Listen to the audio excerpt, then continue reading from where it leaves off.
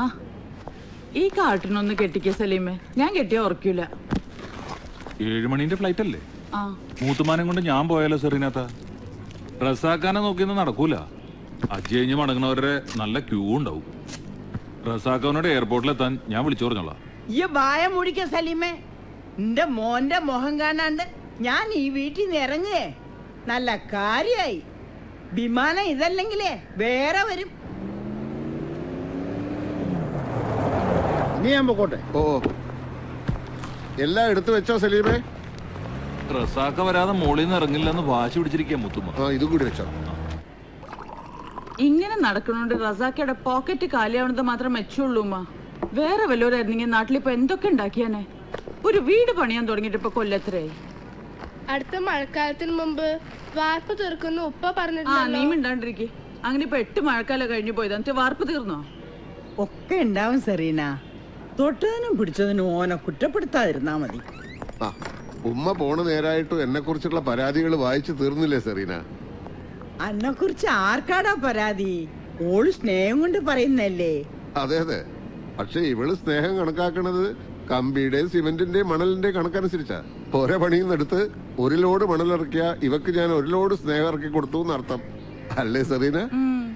ഇപ്പൊ തന്നെ നേരം വൈകി, ഇറങ്ങാൻ നോക്ക്. എന്നിട്ട് മതി എന്റെ സ്നേഹത്തിന്റെ കണക്കെടുപ്പ്. വാ ഉമ്മ.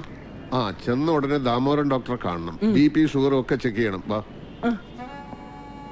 ഉമ്മ അന്നെ കണ്ണു നിറച്ചൊന്ന് കണ്ടോട്ടെ. ഇനി എപ്പോഴാ ഇങ്ങനെ ഒന്ന് കാണാൻ കഴിയ? ഈ ഉമ്മാന്റെ ഒരു കാര്യം, ഇങ്ങനെ കണ്ണിൽ വെള്ളം നിറച്ച എന്നെ നോക്കിയാ എനിക്കും സങ്കടം വരുമെന്ന്.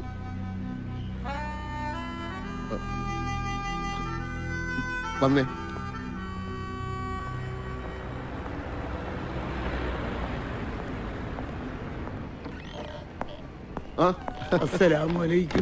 വാലേക്കും മുസ്സലാം. ഹംസക്ക കാലത്ത് തന്നെ പോന്നോ?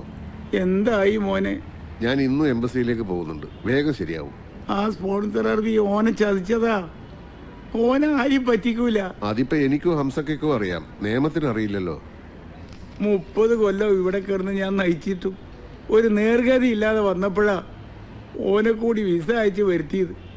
എന്നിട്ടിപ്പോ ഇവിടെ ജയിലിലെ ഇരുട്ടറേ കിടക്കാനാണല്ലോ എന്റെ മോന്റെ വിധി. എംബസിയിൽ ചിലര് സഹായിക്കാന്ന് പറഞ്ഞിട്ടുണ്ട്. റഷീദിന് പെട്ടെന്ന് റിലീസ് കിട്ടും.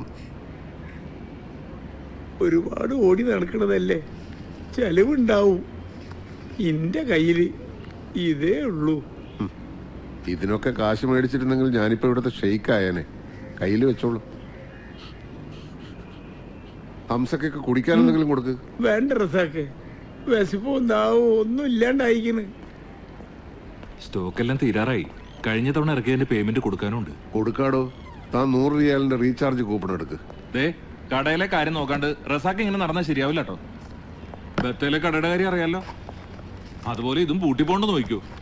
പിന്നെ ഞങ്ങളെ കുറ്റം പറയരുത്.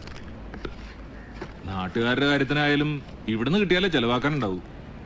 എല്ലാം ശരിയാവൂടോ. ഒറ്റ കൂപ്പണല്ല, 50 റിയാലിന്റെ 2 കൂപ്പൺ. എന്നിട്ടെന്തിനാ വൈകുന്നേരം ആവുമ്പോഴേക്കും 50ന്റെ 2 കൂപ്പണും നാട്ടുകാർക്ക് കൊണ്ട് വിളിച്ചു തീർക്കൂലേ? രണ്ടായാലും കണക്കാ.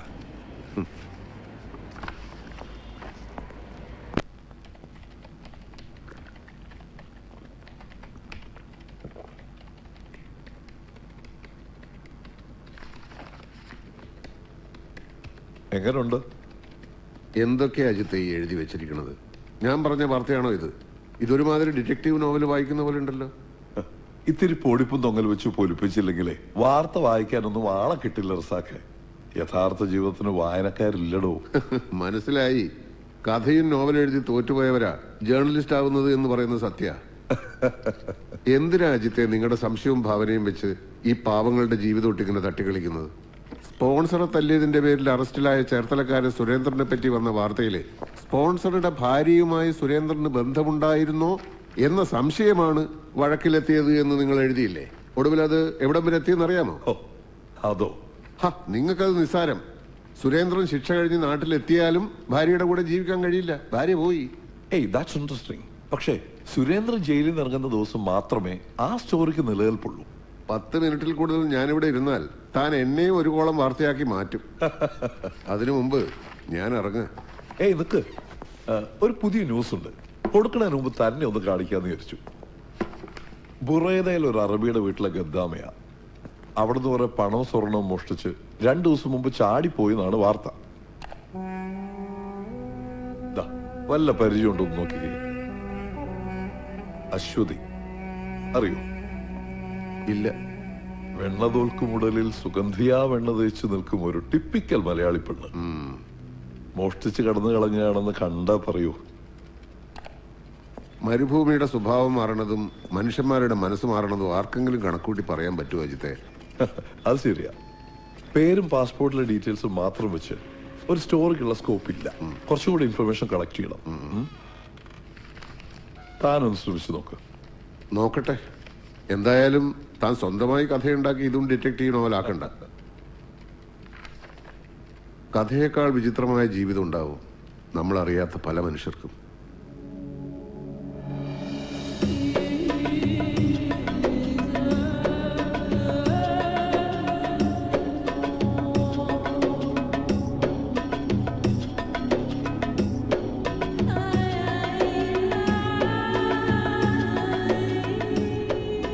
നമ്മള് ബുറൈദയില താമസം. റിയാദിൽ നിന്ന് 400 കിലോമീറ്റർ ഉണ്ട്. ചവിട്ടി വിട്ട 3-3.5 മണിക്കൂർ കഷ്ടി.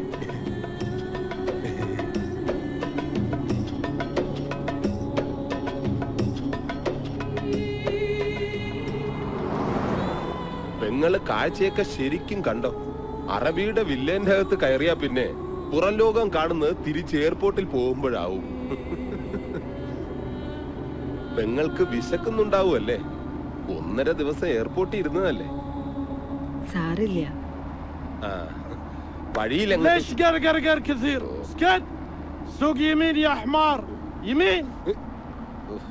കിളവന് കണ്ണ് ശരിക്കും കാണില്ല. എന്നിട്ടാണ് ലെഫ്റ്റും റൈറ്റും. 10 കൊല്ലം മുമ്പ് ഞാൻ ഇവരുടെ വണ്ടി ഓടിക്കാൻ തുടങ്ങിയപ്പോ മുതലുള്ളതാ വടിവച്ചുള്ള ഈ കുത്തല്. വന്ന കാലത്ത് വഴി പഠിപ്പിക്കാനുള്ള കിളവന്റെ രീതിയായിരുന്നു. ഇടതു തോളി കുത്തിയ ഇടത്തോട്ട്, വലതു തോളി കുത്തിയ വലത്തോട്ട്, തലയെ കുത്തിയാൽ നേരെ. ഇപ്പൊ എനിക്ക് വഴിയെല്ലാം അറിയാം. എന്നാൽ ഈ കിളവൻ കേറിയ വെറുതെ കുത്തിക്കൊണ്ടേയിരിക്കും. അനാരിഫ് ബാബ മാഫി ഒളറിഫ് അനസൂയ കലം അൻബാബ അയല. ഈ തന്തയുടെ പേര് Khalid Ahmed bin Sayyid Muhammad. ഇങ്ങേരുടെ മോനാ നമ്മുടെ sponsor Nawaf Ahmed bin Khalid Muhammad. പിന്നെ തന്തയുടെ ഭാര്യ, സ്പോൺസറുടെ ഭാര്യ, അവരുടെ മക്കൾ. എല്ലാവർക്കും പിന്നെ നല്ല തങ്കപ്പെട്ട സ്വഭാവ. അതൊക്കെ പെങ്ങൾക്ക് അവിടെ ചെല്ലുമ്പോ മനസ്സിലായിക്കോളും.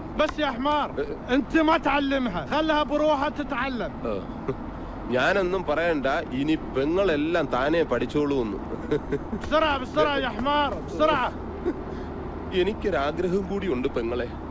ഈ കള്ളക്കളവനെ വണ്ടി ഇടിച്ച് കൊന്നിട്ട് സൗദി ജയിലിൽ പോയി സുഖമായിട്ട് കിടക്കണം.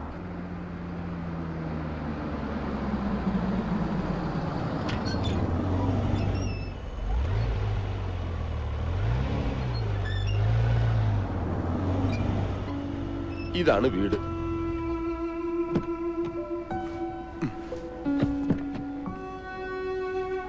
പെങ്ങളെ ഇറങ്ങി വാ.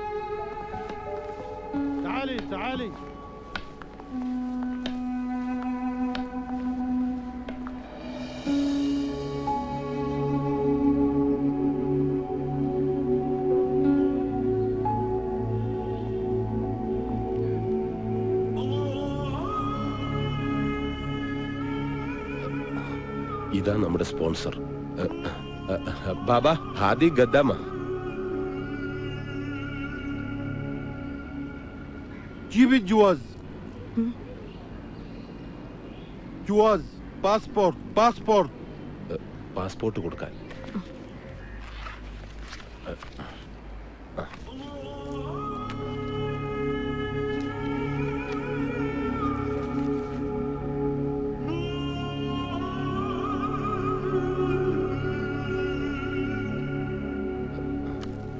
روحي جوا.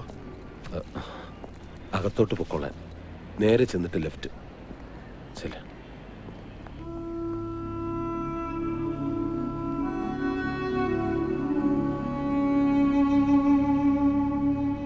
عسى ما تأخرت عليكم. لا ما هي مشكلة.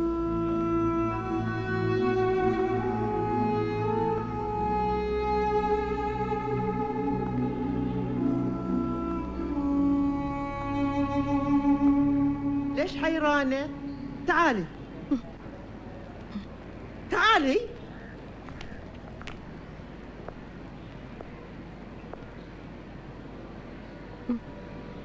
سميرة، هذه الخدامة الجديدة.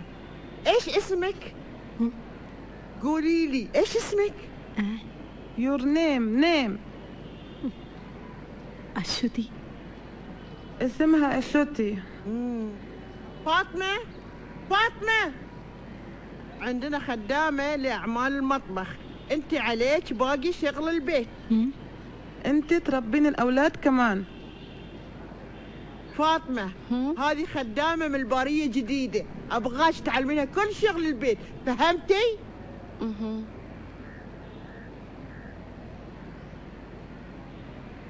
دليها الغرفة وأعطيها عباية تلبسها.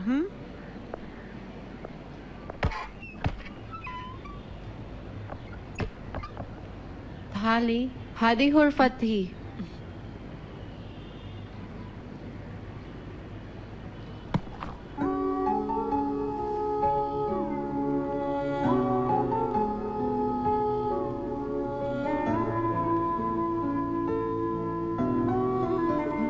ساري هذا هلو هلايكي. أنا شفته في فيلم هندي. غيري ساري مش مناسب هنا. جين ساري